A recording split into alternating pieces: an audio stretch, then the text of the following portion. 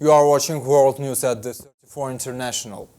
Russian military helicopter crash lands, killing all crew. The Russian military said one of its helicopters crash landed in uninhabited area north of Moscow late Tuesday, killing all crew members. The defense minister said the incident involving a Mi-8 helicopter occurred near the town of Klin, about 90 kilometers from Moscow.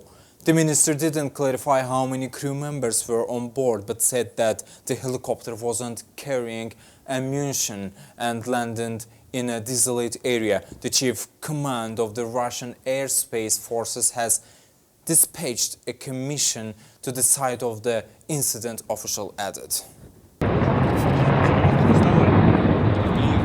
An Mi-28 helicopter crashed in central Russia's Ryazan region, killing one of the two pilots.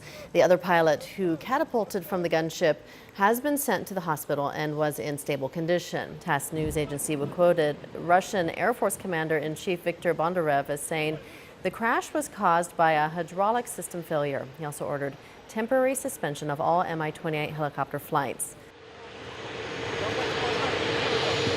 United Nations calls on Israel to abandon threats to annex Palestinian lands. United Nations Special Coordinator for the Middle East Peace Process, Nikolai Mladenov, also informed that on May 21st, he will have a meeting with Palestinian Prime Minister Mohammed Shtayyeh to discuss the latest statements of the Palestinian leadership. Many observers had predicted that Prime Minister Netanyahu's threat to annex parts of the West Bank was simply an election ploy. But back in office, he now says he'll actually do it, and that's got many at the United Nations worried.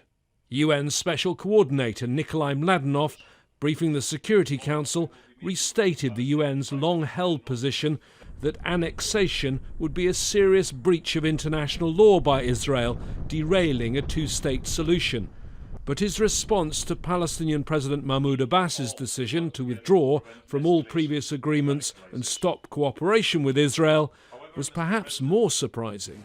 If I may speak openly and very frankly on the issue, whatever our individual assessments of the Palestinian reaction to the Israeli threat of annexation may be, it is certainly one thing.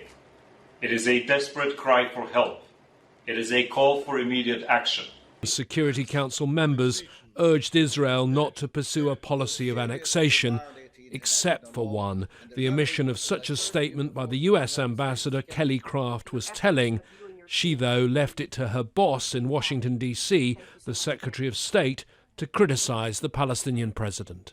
But I regret that he's decided to abrogate these agreements. We laid out a very clear vision for how peace could be brought. We asked simply for this. We asked the Israelis and the Palestinians to agree that that would be the basis for negotiations between them. The Israelis have accepted that. The Palestinians have continued to refuse to just simply sit down and enter into negotiation based on President Trump's vision for peace there.